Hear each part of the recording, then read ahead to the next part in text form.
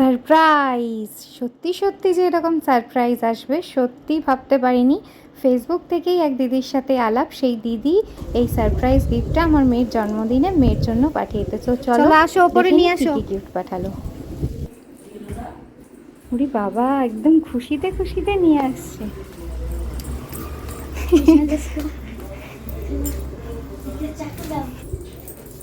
আচ্ছা, আগে আগে দেখি, আগে আমি খুলছি।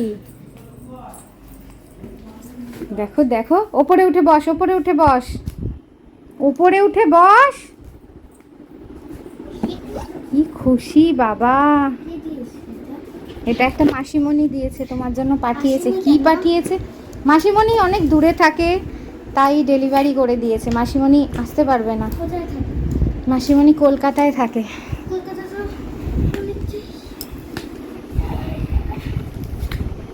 আসতে নাও, খোলো। না, তোমার অ্যাড্রেস না, এমনি এমনি চলে এলো। দাঁড়াও, পাপা খুলে দিচ্ছে। হ্যাঁ হ্যাঁ দিদি, হ্যাঁ তোমার মতো মামা বাড়ি থাকে। হ্যাঁ, দিদানকে দেখাবি?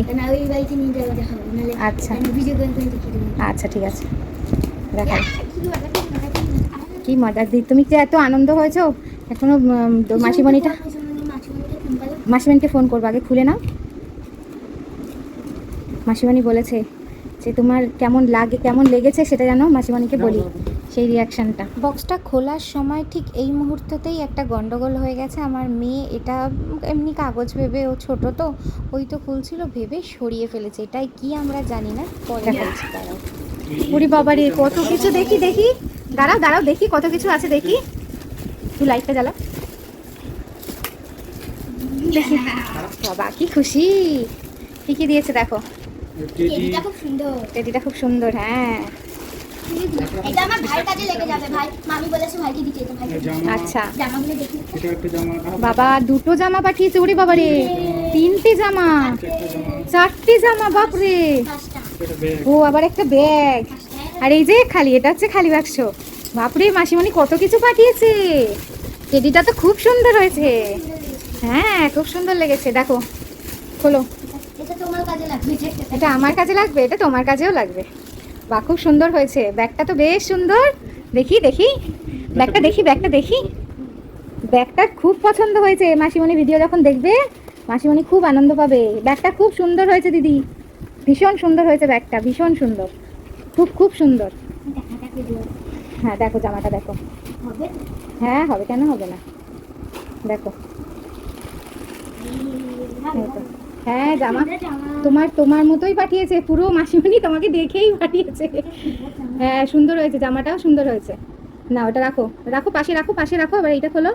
বক্সটা খুলতেই প্রথমে আমার মেয়ে ঠিক এই কাগজটাই সরিয়ে দিয়েছিল। তো বর আবার এই কাগজটা নিয়ে দেখলো যে না, এটা শুধু কাগজ না, কিছু একটা আছে। তো সেটাই তোমাদের পরে দেখাচ্ছি। তো এখনও পর্যন্ত আমি জানি না কি আছে, আমার বর এটা দেখেছে যে কি আছে। তো চলো গিফটগুলো দেখতে থাকি। প্লাস্টিকগুলো যেন উড়ে না যায়। হ্যাঁ আছে, প্লাস্টিক আছে, দাও। গেঞ্জিটাও একদম মাপের। বাবা দিদি, তুমি জানলে কি করে ও সাইজ? বাপরে, একদম ঠিকঠাক গেঞ্জি। আমার ছবি পাঠিয়েছিল। তোমার ছবি তো, তোমার ভিডিও তো ইয়েতেই দেখে, ফেসবুকেই দেখে, মনি তো ফেসবুকেই দেখে। এটাও ঠিক। হ্যাঁ একদম ঠিক, খুব সুন্দর হয়েছে, ভীষণ সুন্দর হয়েছে। ঠাম্মিকেও গিয়ে দেখাবে। হ্যাঁ, মনি যখন মেয়ে জন্মদিন কবে বলবো, আমিও একটা গিফট দেবো। ওরে বাবা রে, একটা গিফট দেবো। আচ্ছা।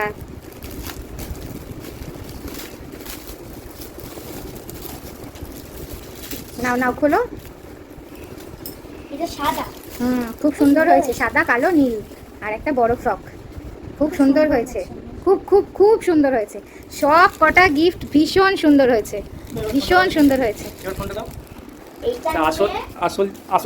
আসল জিনিস তো এইটা আছে। এইটা কিন্তু বাক্সের মধ্যে ছিল, তোমরা কিন্তু দেখতে পাওনি। এটা আমি দেখেছি। মা পড়ে পড়েছো না? মা এটা তোমার জন্যই চিঠিটা পাঠিয়েছে, তুমি এগিয়ে গিয়েছো। টেডিটা কাছে না, টেডিটা। হ্যাঁ দেখি। Happy birthday. ও মা, এই দেখো হ্যাপি বার্থডে লেখা। এটা দেখি। হ্যাপি বার্থডে, কি খুব সুন্দর হয়েছে, খুব সুন্দর। এই দেখো দিদি, থ্যাংক ইউ দেখো হ্যাপি বার্থডে লেখা থ্যাংক দেখেছো? ইউ মাসিমণি। খুব খুব সুন্দর হয়েছে। আর এটা চিঠি কি এটার? হ্যাঁ, ঠিক আছে। ও আবার একটা সুন্দর ছড়াও রয়েছে, মানে ছড়া মানে একটা সুন্দর খুব লিখেছে, তোমাকে লিখেছে। কি লিখেছে শোনো, আমি পড়ে শোনাই। হ্যাঁ, শোনাও। শুভ জন্মদিন সোনামণি, একটি বিশেষ ছোট্ট রাজকন্যার জন্য রইল শুভ দিনের শুভেচ্ছা। যেন তোমার মুখে সবসময় হাসি লেগে থাক। তোমার ভেতর বাইরে সৌন্দর্য সত্যিই অনন্য। তোমার মন যেন সবসময় আনন্দে ভরে থাকে। তোমার স্বপ্নগুলো হোক বিশাল, আর তোমার জীবন ভালোবাসা, হাসি আর অসীম সফলতায় ভরে উঠুক। তুমি দারুণ কিছু করবে জীবনে, সেটা দেখার জন্য আমি অপেক্ষা করছি। তোমার জন্য আমার নিজের হাতে খুব ভালোবেসে একটি উপহার বেছে নিয়েছি। আশা করি এটা তোমার মুখে একটা বড় হাসি এনে দেবে। তোমার কেমন লাগলো সেটা জানার জন্য আমি অপেক্ষায় আছি। যেমন ভালোবাসা দিয়ে আমি এটা বেছে নিয়েছি, তেমন ভালো লাগুক তোমারও। অনেক অনেক ভালোবাসা। আমার খুব সুন্দর লেগেছে। দেখো আসলে ওকে দেখে তুমি বুঝতেই পারছো আমার বলার অপেক্ষা থাকে না। একদম পুরো তোমার গিফটটা তুমি পাঠিয়েছো, একদম সঙ্গে সঙ্গে ভিডিওটা করেছি, মানে পরের গিফটটা খুলে যে ভিডিও করবো তা নয়। আর এটা আমি দেখিনি আমার বর, আমি হয়তো ভেবেছি হয়তো এটা বিল টিল কোনো কিছু হবে যে কাগজ থাকে ডেলিভারি বয়। তারপরে আমার বর হয়তো দেখে বললো যে তোমার জন্য দুটো চিঠি মানে একটা চিঠি পাঠিয়েছে, আর এই কাগজটা হ্যাপি বার্থডে লেখা। আমি সত্যি মানে এরকম যে কেউ পাঠাবে কখনো সত্যি ভাবতে পারিনি, আজ পর্যন্ত কেউ পাঠায়নি। তাও আবার নিজের লোক তো ছেড়ে দাও, নিজের লোক তো নয়, মানে তুমি একটা অচেনা ফেসবুকে পরিচয় হয়েছে তোমার সাথে, মানে তাও আমার মেয়ের জন্য যে এরকম একটা উপহার পাঠিয়েছো আর এত সুন্দর শুভ কামনা করেছো আমার মেয়ের জন্য, অসংখ্য অসংখ্য ধন্যবাদ। ধন্যবাদ কি বলো, ধন্যবাদ বলে ছোট করবো না। তুমি একটা আমার বড় দিদি, মানে খুব খুব খুব খুশি হয়েছে, বিশ্বাস করো খুব খুশি হয়েছে। তুমি ভালো থাকো, তোমার মেয়েও ভালো থাকুক, তোমার পরিবার নিয়ে তুমি সব সময় হাসি খুশিতে থাকো। থ্যাংক ইউ সো মাচ দিদি, থ্যাংক ইউ সো মাচ। কিছু বলবে তুমি? আমি একটা কথা বলতে চাই, মাসিমণিতে যে আমাকে এত গিফট দিয়েছে, মাসিমণিটাকে আমি ফোন করে জানাতে চাই, খুব দারুণ হয়েছে। সব শেষে তোমাদের বলি, এত কিছু তো বললাম, উপহারও দেখালাম, সব কিছুই করলাম। তো এই গিফটগুলো যে পাঠিয়েছে সে হলো, তার নাম হলো গীতা সিং। মানে সত্যি ফেসবুক অনলাইনে আমার সাথে পরিচয় তার, মানে তার কমেন্টগুলো দেখে এত মুগ্ধ হতাম, মানে সবার থেকে তার কমেন্ট যেন সত্যি একদম আলাদা। তোমরা আমার প্রত্যেকটা পোস্টে দেখবে দিদি সব সময় খুব সুন্দরভাবে কমেন্ট করে, এত সুন্দরভাবে কমেন্ট করে, আমি দিদির রিপ্লাই সব সময় দিয়ে থাকি। মানে সত্যি এত সুন্দরভাবে কমেন্ট করে যে রিপ্লাই না দেওয়ার মতো একদম নয়। এইরকম দিদির সাথে সবাই সকলে তোমরা বন্ধুত্ব করো, এইটুকু বলবো। দিদির নাম হচ্ছে গীতা সিং, আমি এখানে মেনশন করে দেবো, তোমরা দেখে নিও, দিদির পিকচারটাও দিয়ে দেবো। আর কিছু বলার নেই, দিদিকে অনেক অনেক অনেক ভালোবাসা রইল দিদি। আমিও অনেক অনেক ভালোবাসি। বলেছিলাম যে দিদির ছবিটা দেখাবো, কোন দিদি, এই যে এই দেখো, এইটা হচ্ছে গীতা সিং দাস। এই দিদি আমার মেয়ের জন্য এই এত কিছু গিফট পাঠিয়েছে। মানে অজানা অচেনা একজন মানুষও যে এতটা ভালোবাসতে পারে, সেটা সত্যি দিদির এরকম ভাবে যে কেউ উপহার পাঠাতে পারে ভালোবেসে, সত্যি মানে আমার কাছে এটা প্রথম রিয়েলাইজ করলাম। ভীষণই ভালো একজন মানুষ, মন থেকে খুব ভালো। মন ভালো না থাকলে, ভালো মানুষ না হলে এরকম কাজ কখনো করা যায়। তো দিদির সাথে মানে কি বলবো তোমাদেরকে, আমি পোস্টেও শেয়ার করেছি, দিদির সাথে আমার বেশি দিনের পরিচয় নয়, কোনোদিন কথাও হয়নি দিদির সাথে। মানে জন্মদিনের দিনই প্রথম দিদির সাথে ফোনে কথা হয়। দিদি হঠাৎ আমাকে মেসেঞ্জারে জিজ্ঞেস করে যে তোমার মেয়ের জন্য আজকে তোমার মেয়ের জন্য আমি একটা গিফট পাঠাতে চাই জন্মদিনের জন্য। তো আমি বললাম যে কেন, আমি প্রথমে সত্যি বিশ্বাস করতে পারিনি, দিদি এমনভাবে বললো। তো আমি সত্যি বিশ্বাস করতে পারিনি যে অচেনা কেন আমার মেয়ের জন্য গিফট পাঠাবে। তো তারপরে আমাকে দিদি বললো আমাকে ফেক ভেবো না, আমি কিন্তু ফেক নই। তো তোমাদের যদি পারি আমি স্ক্রিনশটগুলো অবশ্যই দেবো। তো দিদি এমনভাবে বললো, আমি আর নাও করতে পারিনি। না, অনেকবারই মানে না করার চেষ্টা করেছিলাম, অনেকভাবে বোঝানোর চেষ্টা করেছি, না দিদি তুমি ভালোবেসে আশীর্বাদ করো, এটাই যথেষ্ট। তো দিদি বললো যে মানে এমনভাবে বললো, আর মানে পুরোপুরি ডিরেক্ট না করতে পারিনি। তারপরে ফোনে কথা হয় দিদির সাথে জন্মদিনের দিনই প্রথম। তারপরে দিদির সাথে কথা বলার পর সত্যি ভীষণ ভালো লাগলো। মানে দিদির নাকি আমাকে খুব ভালো লাগে, মানে দিদি এমনভাবে বোঝাতে চাইছে যে তোমার সাথে আমার সাথে মানে কারোর সাথে কাউকে হঠাৎ ভালো লেগে যায় না, সেরকম একটা ব্যাপার কারোর সাথে, এইরকম ব্যাপার আর কি, ধরো এরকম ব্যাপার আর কি।